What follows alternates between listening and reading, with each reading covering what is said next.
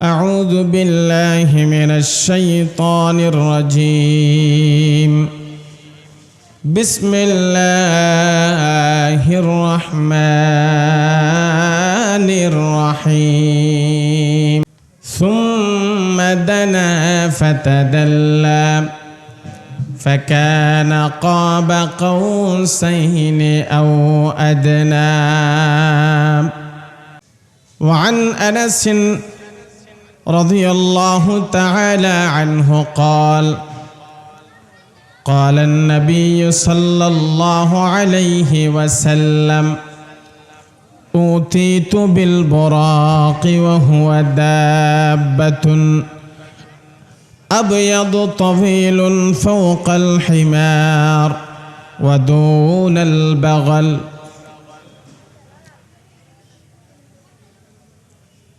إلى آخر الحديث. صدق الله العظيم وصدق رسوله النبي الحبيب الكريم ونحن على ذلك لمن الشاهدين والشاكرين والحمد لله رب العالمين. উপস্থিত দীর্ঘের বিশ্বের মহাবিশ্বের মহাবিশ্বয় কক্সবাজার সমুদ্র সৈকত পর্যটন নগরী এলাকায় কক্সবাজার প্রাণকেন্দ্রে অবস্থিত তারাবনিয়ার ছড়া এলাকাবাসীর উদ্যোগে আয়োজিত আজকের এই পবিত্র ঐতিহাসিক মেরাজুন নবী সাল্লাল্লাহু আলাইহি ওয়াসাল্লাম মাহফিলে প্রধান মেহমান হিসাবে আলোচনা পেশ করবেন চট্টগ্রাম বিশ্ববিদ্যালয়ের ইসলামের ইতিহাস ও সংস্কৃতি বিভাগের সম্মানিত চেয়ারম্যান ডক্টর এস.এম. বুরহানুদ্দিন মাদ্দাজিল্লাহুল আলী। সম্মানিত উপস্থিতি, আপনারা জানেন আজকের এই মাহফিল হলো মেরাজুন নবীর মাহফিল। কিসের মাহফিল? মেরাজুন নবী সাল্লাল্লাহু আলাইহি ওয়াসাল্লাম মাহফিল। এটা রজব মাস। এটা কোন মাস? রজব মাস। দুইটা কারণে বেশি দামি। একটি হলো এই মাসের মধ্যে একটি গুরুত্বপূর্ণ রাত রয়েছে, যেটা হলো রজবের প্রথম রাত। কিসের রাত? 5টা রাতের মধ্যে আল্লাহ তাআলা বান্দার দোয়া কবুল করেন। বলেন কয়টা রাত? এটা আমার নবীজি বলেছেন হাদিসে পাকের মধ্যে। আল্লাহর হাবিব সৈয়দুল মুরসালিন রাহমাতুল লিল আলামিন নবী মুহাম্মদুর রাসূলুল্লাহ সাল্লাল্লাহু আলাইহি ওয়াসাল্লাম হাদিসের মধ্যে ইরশাদ করেন: ইন্নাদ দুআ ইউস্তাজাবু খামসা লায়ালিন আউয়ালু লাইলাতিন মিন রজব ওয়া লাইলাতুন নিসফি মিন শাবান ওয়ালাইলাতুল কদরি ওয়ালাইলাতুল ঈদাইন। সুবহানাল্লাহ। বছরের মধ্যে এমন 5টি রাত রয়েছে, যে রাতগুলোর মধ্যে বান্দা রব্বুল আলামিনের কাছে যা চাইবে রব্বুল আলামিন তা বান্দাকে দিয়ে দিবে।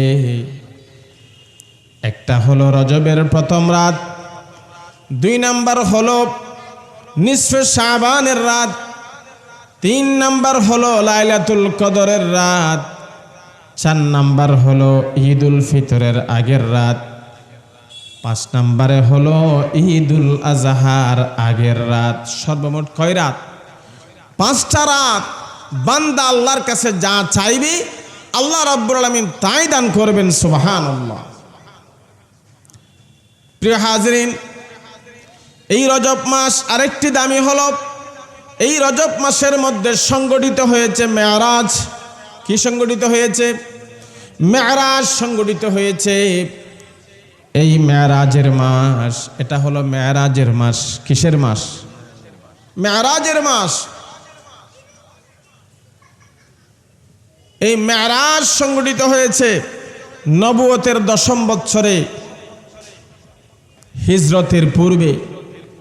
কখন? নবী করিম সাল্লাল্লাহু আলাইহি ওয়াসাল্লাম তায়েফের ময়দানে কলেমার দাওয়াত দেওয়ার জন্য যখন তিনি গেলেন,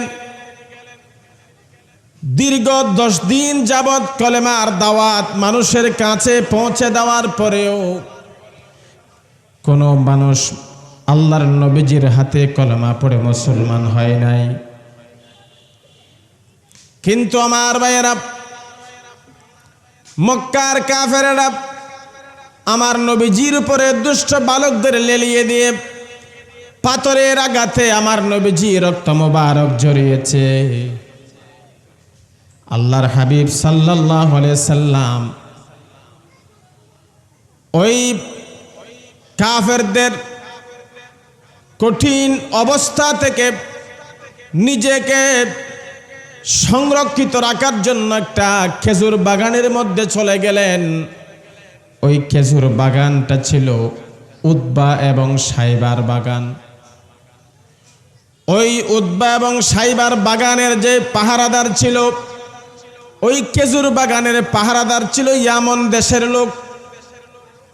নবীজি যখন পেরেশান হয়ে গেলেন, তায়েফের ময়দানে আমি এসেছিলাম শান্তির জন্যে, কারণ এই তায়েফের ময়দানে আমি নবীজির শৈশব কেটেছে।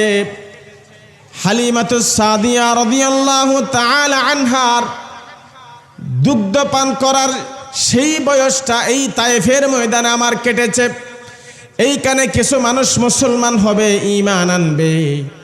ঈমান আনা তো দূরের কথা, উল্টো আমার নবীজির উপরে তারা আক্রমণ করেছে। ঠিক কিনা বলেন? আমার নবীজি ওই পাহারাদার ইয়ামান দেশের সেই লোকটা বলল, ইয়া রাসূলুল্লাহ, ইয়া হাবিবাল্লাহ, আসসালাতু ওয়াসসালামু আলাইকা ইয়া রাসূলুল্লাহ, আসসালাতু ওয়াসসালামু আলাইকা ইয়া হাবিবাল্লাহ, আসসালাতু ওয়াসসালামু আলাইকা সাইয়্যিদি ইয়া রাহমাতাল লিল আলামিন। আয় আল্লাহর হাবিব, কেউ কলেমা পড়ে মুসলমান হয় নাই, আমি আপনার হাতে কলেমা পড়ে মুসলমান হয়ে যাব। কারণ ইয়ামন দেশের মধ্যে আমি থাকার সময় তাওরাত এবং ইনজিল কিতাবের মাধ্যমে জেনেছি আপনি হলেন সত্যিকারের নবী। এই তায়েফবাসীরা যদি না জানে, আমি জানি, আমি আপনার হাতে কলেমা পড়ে মুসলমান হয়ে গেলাম। সুবহানাল্লাহ বলবেন না? একটু পানির ব্যবস্থা।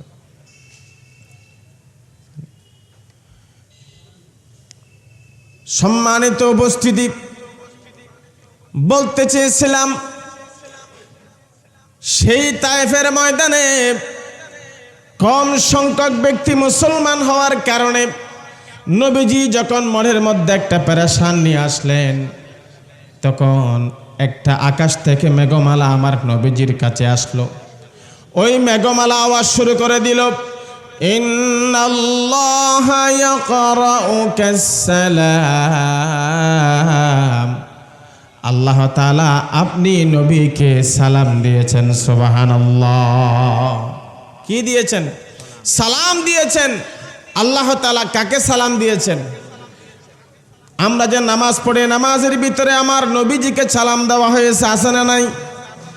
আত-তাহিয়াতু লিল্লাহি ওয়াস-সালাওয়াতু ওয়াত-তাইয়্যিবাত, আসসালামু আলাইকা আইয়ুহান নাবিয়্যু ওয়া রাহমাতুল্লাহি ওয়া বারাকাতুহু, আসসালামু আলাইনা ওয়া আলা ইবাদিল্লাহিস সালিহিন। এইভাবে নামাজের মধ্যে আমার নবীজিকে সালাম দেওয়া হয়েছে। তখন আমার নবীজি জিজ্ঞেস করলেন, মান আনতা, তুমি কে? তখন ওই মেঘমালা থেকে আওয়াজ আসলো, আমি হলাম এই তায়েফের দুই পাশের পাহাড়, এই পাহাড়ের দায়িত্বশীল ফেরেশতা।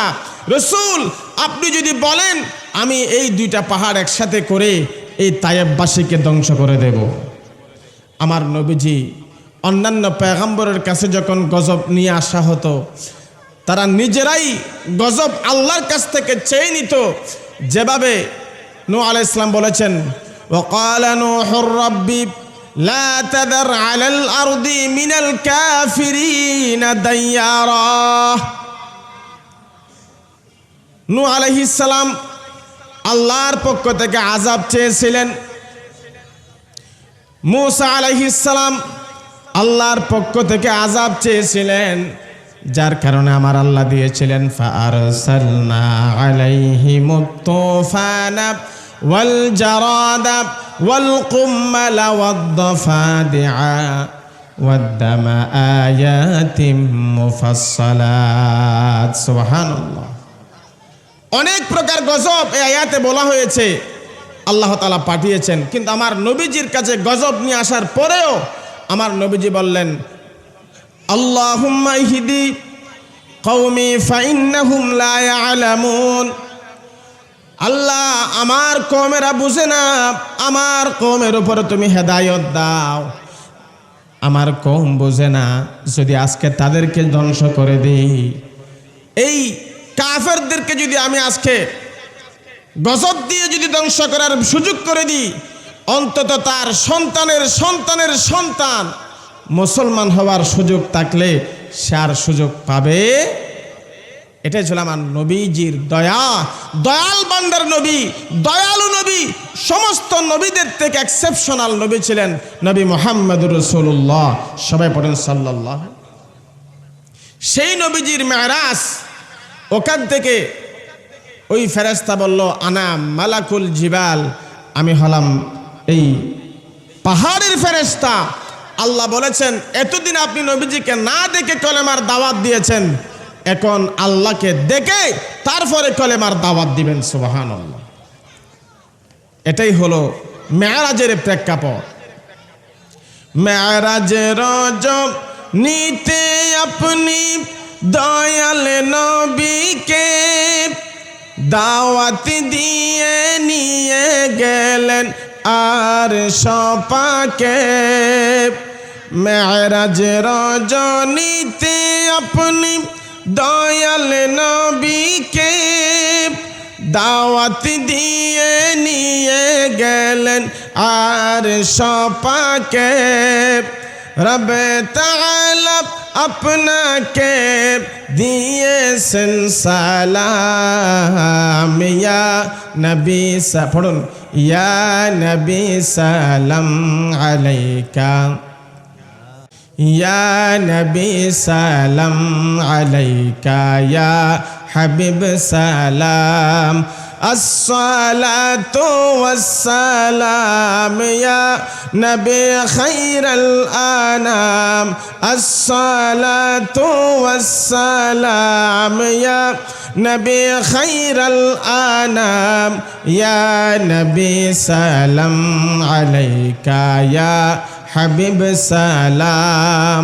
আসসালাতু ওয়াসসালাম ইয়া নবী খায়রুল আনাম। ইয়া নবী সালাম আলাইকা, ইয়া হাবিব সালাম। সালাতুন ইয়া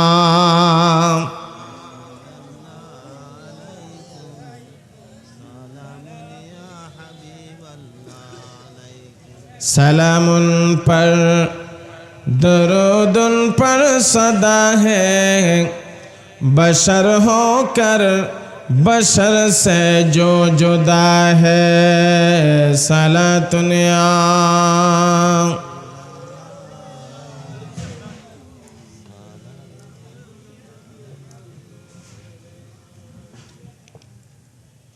সম্মানিত হাজরিন, এখান থেকে আমার নবীজির মেরাজের প্রেক্ষাপট শুরু। আসলেন কোন নবীজিকে নিয়ে আসার জন্য, আরশ আজিমে নিয়ে যাওয়ার জন্য আসলেন কে? দুইজন আসমানি ওজির। আসমানি আমার নবীজি তিরমিজি শরীফের মধ্যে একটা হাদিস নকল করেছেন। নবীজি বলেছেন, ক্বালান নবিয়্যু সাল্লাল্লাহু তাআলা আলাইহি ওয়াসাল্লাম লি ওয়াজিরানি মিন আহলিস সামা ওয়া ওয়াজিরানি মিন আহলিল আরদি। আসমানের মধ্যে দুইজন ওজির আছে, আমরা বলি না ওজির। আসমানের মধ্যে দুইজন ওজির আছে, জমিনের মধ্যেও দুইজন ওজির আছে।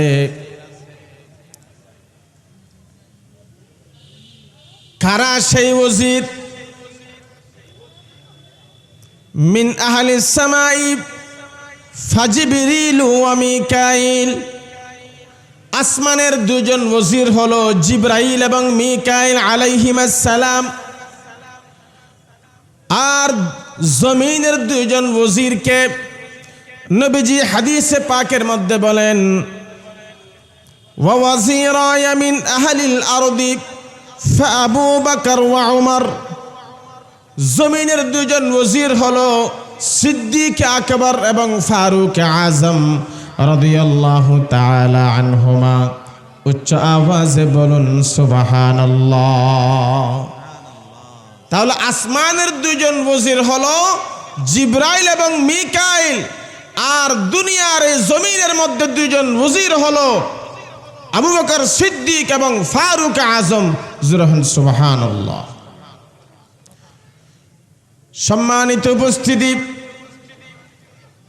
নবীজি যখন মেরাজে যাবেন, নবীজি বললেন, মুসলিম শরীফের হাদিস, আন আনাস ইবনে মালিক রাদিয়াল্লাহু তাআলা আন قال قال اوتيت بالبراق। আমি যখন মেরাজে যাব আমার জন্য একটা বোরাক আনা হলো। এই বোরাকটা কেমন ছিল সেটাও হাদিসের ব্যাখ্যায় রয়েছে, লম্বা কথায় যাব না। নবীজি শেষে বলছেন, হাত্তা আতাইতু বিল মুকদ্দাস, হাত্তা আতাইতু বাইতুল মুকদ্দাস। আমি ওই বোরাক নিয়ে যাওয়ার সময় যাইতে যাইতে বাইতুল মুকদ্দাসে চলে গেলাম। কোথায় চলে গেলাম? বাইতুল মুকদ্দাসে চলে গেলাম। এবং সেখানে যাওয়ার পরে সুম্মা দাখালতুল মসজিদা, ওই মসজিদে আমি প্রবেশ করলাম। ফাসাল্লাইতু রাকাতাইন, 2 রাকাত নামাজ আমি আদায় করলাম। ওই 2 রাকাত নামাজের মুক্তাদি ছিল সমস্ত আম্বিয়ায়ে কেরাম। মুক্তাদি কারা ছিল? সমস্ত আম্বিয়ায়ে কেরাম ছিল মুক্তাদি, মুসল্লি। আর ইমাম ছিলেন ইমামুল মুরসালিন, ইমামুল আম্বিয়া, নবী মুহাম্মদুর রাসূলুল্লাহ সাল্লাল্লাহু আলাইহি ওয়াসাল্লাম। আমার হাবিব রাহমাতুল লিল আলামিন নবী মুহাম্মদুর রাসূলুল্লাহ সাল্লাল্লাহু আলাইহি ওয়াসাল্লাম যখন এই মসজিদে হারাম থেকে বাইতুল মুকদ্দাস পর্যন্ত যেই সফর করেছিলেন, মুফাসসিরিনে কেরাম, মুহাদ্দিসিনে কেরাম নবীজির এই মেরাজকে 3 ভাগে ভাগ করেছেন। বলেন কয় ভাগে? আসরা, মেরাজ, এরাজ। বাইতুল্লাহ শরীফ থেকে বাইতুল মুকদ্দাস পর্যন্ত যে সফর হয়েছিল এটার নাম ছিল আসরা। এটার নাম কি? এরপরে বাইতুল মুকদ্দাস থেকে সিদরাতুল মুনতাহা পর্যন্ত এটা ছিল এরাজ। আর আরশ আজিমে মহান রব্বুল আলামিনের সাথে রাহমাতুল লিল আলামিনের যে দিদার হয়েছিল এটার নাম ছিল মেরাজ। এটার নাম কি? মেরাজ। আমার ভাইয়েরা, বাইতুল্লাহ শরীফ থেকে বাইতুল মুকদ্দাস পর্যন্ত যেই সফর ছিল সেই সফর সম্পর্কে কোরআনে কারীমের সূরা বনী ইসরাইলের মধ্যে আল্লাহ তাআলা ইরশাদ করেছেন, সুবহানাল্লাযী আসরা বিআবদিহি লাইলাম মিনাল মাসজিদিল হারামি ইলাল মাসজিদিল আকসা আল্লাযী বারাকনা হাওলাহু লিনুরিয়াহু মিন আয়াতিনা ইন্নাহু হুয়াস সামিউল বাসীর। সুবহানাল্লাহ। নবীজির এই সফরকে ইসরা বলা হয়, আসরা নাম দিয়েছেন কোরআনের বর্ণনায়। এর পরবর্তী আমার নবীজির এই আয়াতের মধ্যে মুহাদ্দিসিনে কেরাম ব্যাখ্যা দিচ্ছেন, বুখারী এবং মুসলিমের হাদিস। নবীজি সেখানে কার কার সাথে দেখা হয়েছে? আমার নবীজি বলেন, قال النبي صلى الله تعالى عليه وسلم ليلة أسري بي رأيت موسى وعيسى وإبراهيم। আমি সেদিন মুসা আলাইহিস সালামের সাথে আমার দেখা হয়েছে, ইব্রাহিমের সাথে আমার দেখা হয়েছে, ঈসার সাথে আমার দেখা হয়েছে, অসংখ্য নবীদের সাথে আমার নবীজির দিদার হয়েছে। সুবহানাল্লাহ। ওই দিন বাইতুল্লাহ শরীফ থেকে বাইতুল মুকাদ্দাস যাওয়া পর্যন্ত 3 জায়গার মধ্যে আমার নবীজি নামাজ আদায় করেছেন 2 রাকাত করে। বলেন কয় জায়গায়? এটা হাদিসের কথা। কিতাবুস সালাত, সুনান নাসাইর হাদিস নম্বর 750। ফাকালা জিবরিলু আনজিল ফাসাল্লি ফাসাল্লাইতা। জিবরাইল আলাইহিস সালাম আমার নবীজিকে বললেন, হে হাবিব, আপনি এখানে একটু অবতরণ করুন, রিল্যাক্স করুন, ধৈর্য ধারণ করুন। ফাসাল্লি, আর এই জায়গার মধ্যে আপনি 2 রাকাত নামাজ পড়ুন। নবীজি বললেন, ফাসাল্লাইতু, আমি 2 রাকাত নামাজ পড়লাম। ফাসাল্লাইতু, আমি নামাজ আদায় করলাম। ফাকাল নবী সাল্লাল্লাহু আলাইহি ওয়াসাল্লাম, আমার নবীজি তখন জিবরাইলকে জিজ্ঞেস করলেন, এই জায়গাটার নাম কি, যে জায়গার মধ্যে আমি নামাজ পড়লাম? ফাকাল জিবরাইল বললেন, সাল্লাইতু আত-তাইয়্যিবা, সাল্লাইতা আত-তাইয়্যিবা, আপনি যে জায়গার মধ্যে নামাজ পড়েছেন এই জায়গাটার নাম হলো মদিনায়ে তাইয়্যিবা। এই জায়গার নাম কি? মদিনায়ে তাইয়্যিবা। আমার নবীজি ওই জায়গায় কদম রাখার সাথে সাথে ইয়াসরাব নাম ছিল যে জায়গার, সে জায়গা হয়ে গেল মদিনা। সুবহানাল্লাহ। ইয়াসরাব নামে তুমি ছিলে অলক্ষণের দেশ, বড়ই মারাত্মক যে ছিল তোমার পরিবেশ। ইয়াসরাব নামে তুমি ছিলে অলক্ষণের দেশ, বড়ই মারাত্মক যে ছিল তোমার পরিবেশ। আরে নবীর ছোঁয়া পেয়ে তুমি সোনার মদিনা, সবে বলিব কিন্তু তোমায়, পড়েন, সবে বলিব কিন্তু তোমায়, সোনার মদিনা আমার প্রাণের মদিনা।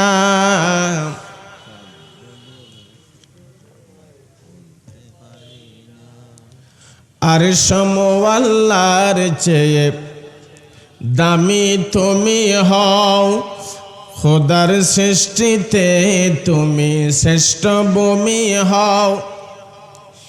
আর সমওয়াল্লার চেয়ে দামি তুমি হও, খোদার সৃষ্টিতে তুমি শ্রেষ্ঠ ভূমি হও। আর নবীর ছোঁয়া পেয়ে তুমি সোনার মদিনা, সবে বলিব কিন্তু তোমায়, Golden Medina, oh my sweet Medina, I cannot forget you, dear Medina. Salatul ya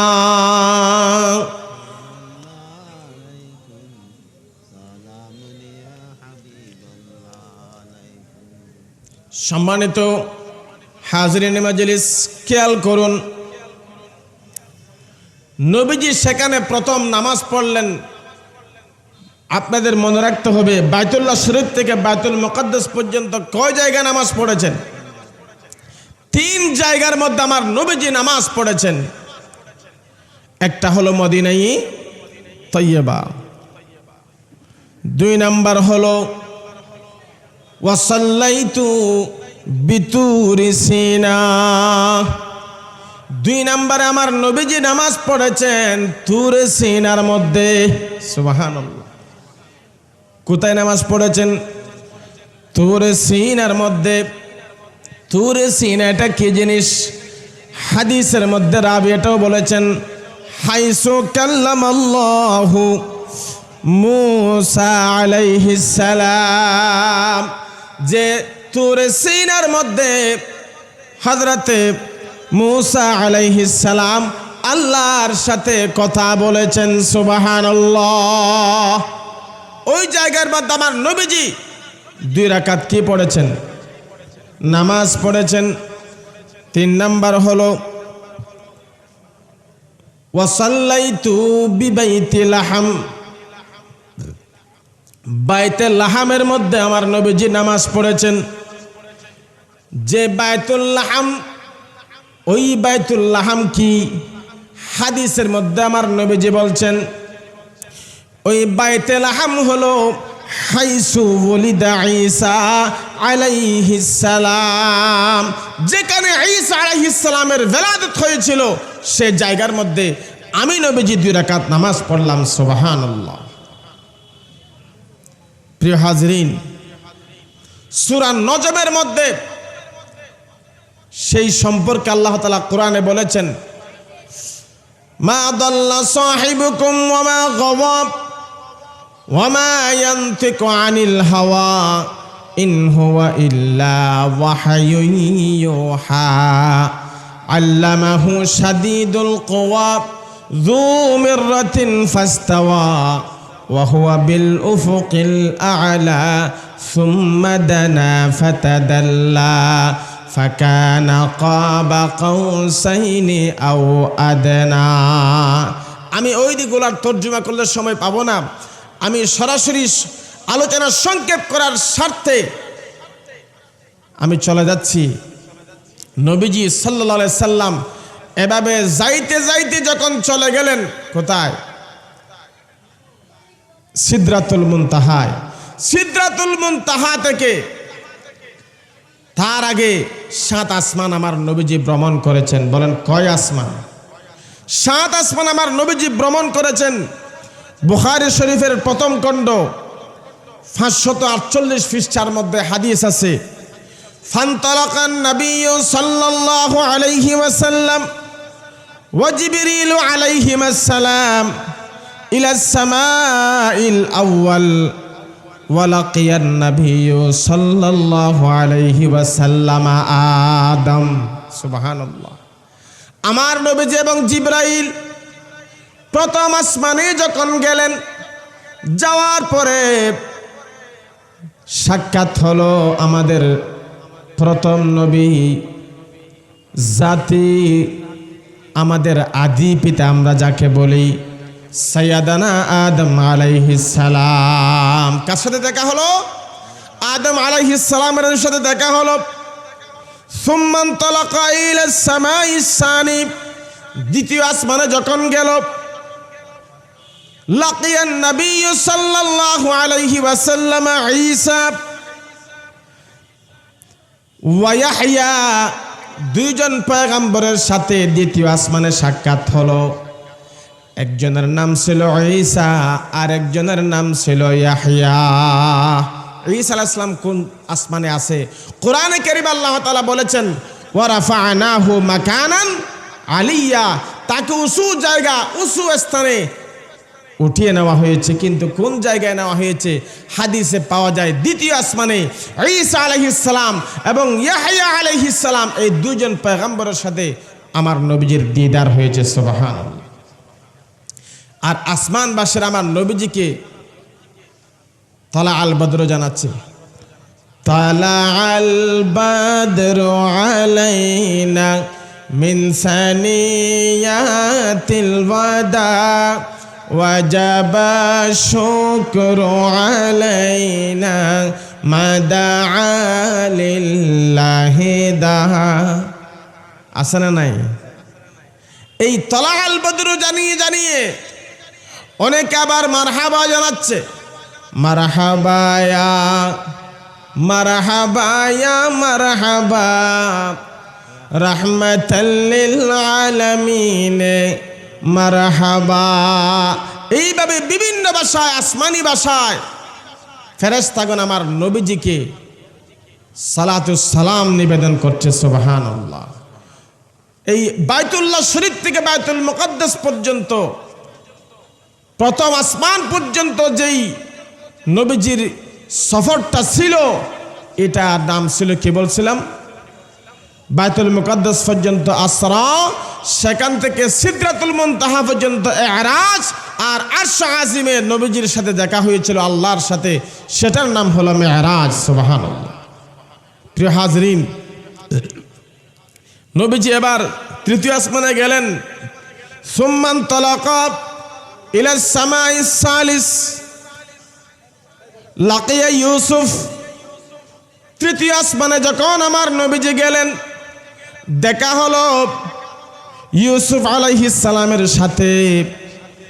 সুম্মান তালাকা ইলা সামাইর রাবিআ, যখন চতুর্থ আসমানে গেল, লাকিয়া ইদ্রিস। কার সাথে দেখা হলো? ইদ্রিসের সাথে দেখা হলো। সুম্মান তালাকা ইলা সামাইল খামিস, বুখারী শরীফের মধ্যে স্পষ্ট বর্ণনা। পঞ্চম আসমানে যখন গেলেন, লাকিয়া হারুন আলাইহিস সালাম। কার সাথে দেখা হলো? হারুন আলাইহিস সালামের সাথে তার দেখা হলো। সুম্মান তালাকা ইলা সামাইস সাদিস, ষষ্ঠ আসমানে যখন আমার নবীজি গেলেন, লাকিয়া মূসা আলাইহিস সালাম। মূসা আলাইহিস সালামের সাথে দেখা হলো। সপ্তম আসমানে যখন আমার নবীজি গেলেন, সুম্মান তালাকা ইলা সামাইস সাবিঈ লাকিয়া ইব্রাহিম আলাইহিস সালাম।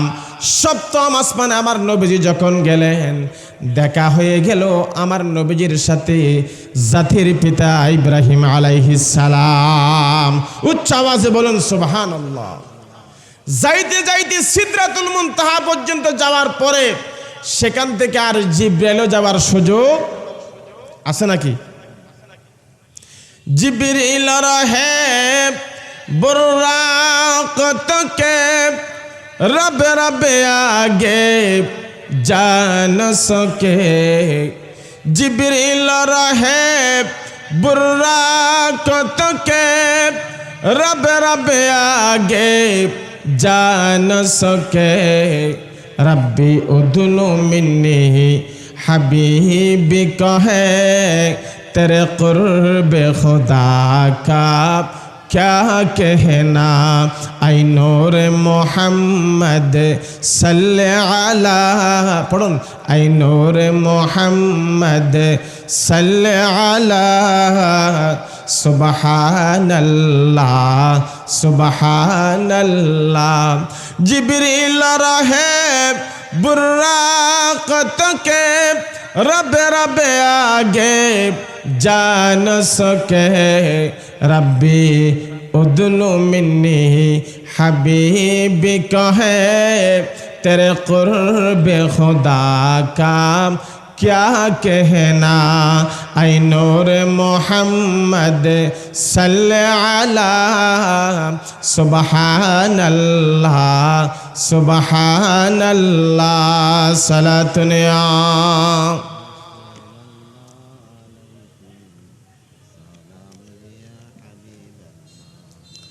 একটু জিকির করেন, লা ইলাহা লা ইলাহা ইল্লাল লা ইলাহা হাসবি রাব্বি জাল্লাল্লাহ মা ফি কলবি গায়রুল্লাহ নূর মুহাম্মদ সাল্লাল্লাহু লা ইলাহা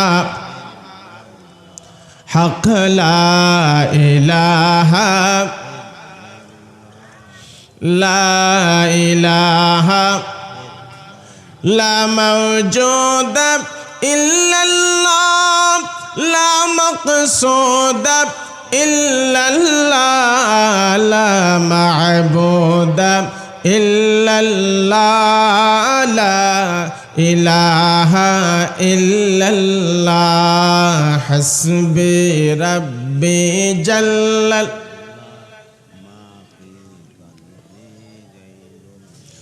নূর মুহাম্মদ সাল্লাল্লাহু লা ইলাহা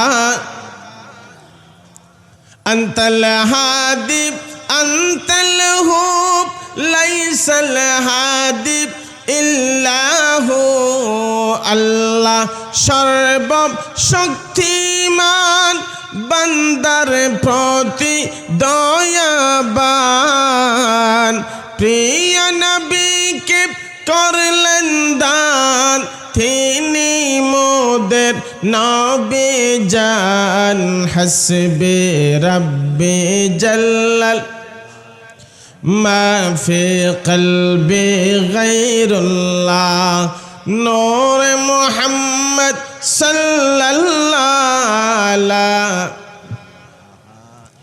লা ইলাহা ইল্লাল্লাহ মুহাম্মাদুর রাসূলুল্লাহ। সম্মানিত হাজরিন, আমি কোরআনের আয়াত পড়েছিলাম সুম্মা দানা ফাতাদাল্লা ফাকানা কাবা কাউসাইনি আও আদনা।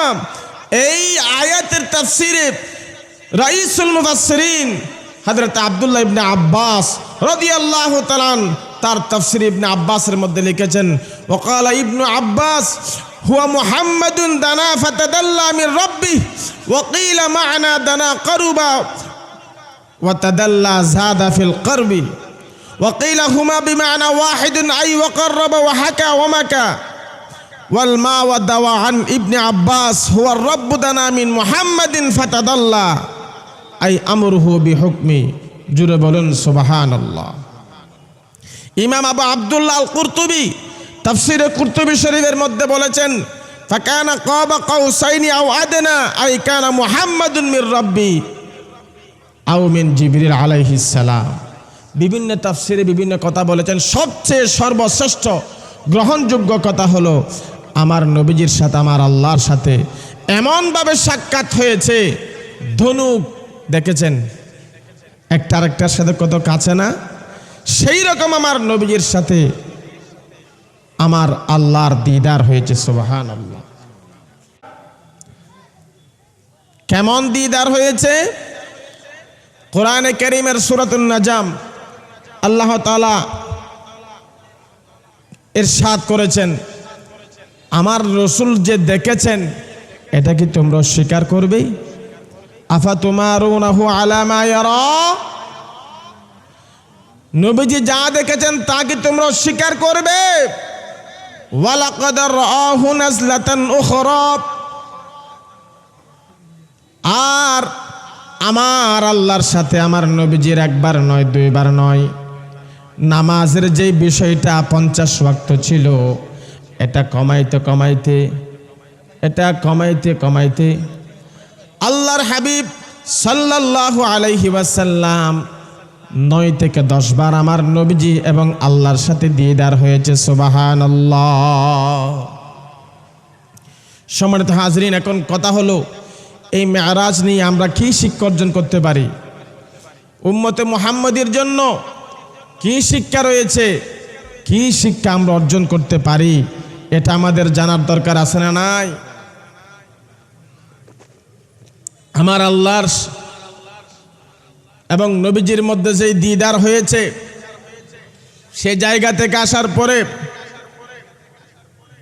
আমরা যে শিক্ষাগুলো পেয়েছি, যেই সিদ্ধান্তগুলো মুসলিম উম্মার জন্য সিদ্ধান্তরূপে গৃহীত হয়েছে, আমাদের শিক্ষার জন্যে এইরকম সিদ্ধান্ত হয়েছে 14টি। বলেন কয়টি?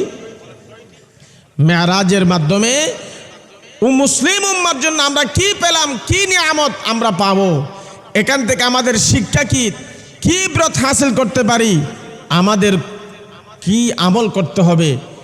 এই জন্য সূরা বনী ইসরাঈলের 22 থেকে 44 নম্বর পর্যন্ত আয়াতের মধ্যে পর্যবেক্ষণ করা হয়েছে। সেখানে কয়টা বলা হয়েছে? 14টা। 1 নাম্বার হলো আল্লাহ ছাড়া কারো ইবাদত চলবে। 2 নাম্বার হলো পিতামাতার সদ্ব্যবহার, নিকটাত্মীয়ের অধিকার, মিসকিন এবং এতিম সন্তানদের প্রতি দয়া, অপচয় না করা, কৃপণতা না করা, বিভিন্ন শিক্ষা আমার নবীজি সাল্লাল্লাহু আলাইহি সাল্লাম মেরাজ থেকে আসার পরে আমাদের জন্য গৃহীত হয়েছে, যেগুলো আমাদের জন্য আমল। জুড়ে বলি সুবহানাল্লাহ, মাশাআল্লাহ, নারায়ে তাকবীর, নারায়ে রিসালাত, নারায়ে তাকবীর। আহলে সুন্নাত ওয়াল জামাত। আলহামদুলিল্লাহ, আমাদের সম্মানিত প্রধান মেহমান উপস্থিত হয়েছেন। আলহামদুলিল্লাহ, এখনই আমি আমার আলোচনা শেষ করব। আপনারা যারা এখনো বাইরে বসে আছেন, কোনো ধরনের বিশৃঙ্খলা না করে সুন্দর এবং মনোযোগ সহকারে দ্বীনি এই মাহফিলের, মেরাজুন নবী সাল্লাল্লাহু আলাইহি সাল্লাম মাহফিলে আয়োজনটা আপনাদের জন্য, ঠিক কিনা? আপনারা এখান থেকে কিছু গ্রহণ করবেন এবং সে অনুযায়ী নিজের জীবনকে পরিচালনা করবেন। আমাদের জন্য কি শিক্ষা থাকতে পারে, আজকের প্রধান আলোচক আমাদেরকে সেই বিষয়ে আপনাদের সামনে মেরাজুন নবী সাল্লাল্লাহু আলাইহি সাল্লাম আমাদেরকে কি দিয়েছেন, আমরা সেখান থেকে কি হাসিল করতে পারি এবং আমাদের জীবন কিভাবে পরিচালিত করতে পারি, সেই বিষয়ে ইনশাআল্লাহ আলোচনা করবেন। আপনারা সকলে মাহফিলের প্যান্ডেলে চলে আসার জন্য বিনীত অনুরোধ জানিয়ে আমি আমার আলোচনা শেষ করলাম। ওয়া আখিরু দাওয়ানা আনিল হামদুলিল্লাহ ওয়া মা তৌফিক ইল্লা বিল্লাহ। ওয়াসসালামু আলাইকুম ওয়া রাহমাতুল্লাহি ওয়া বারাকাতুহু।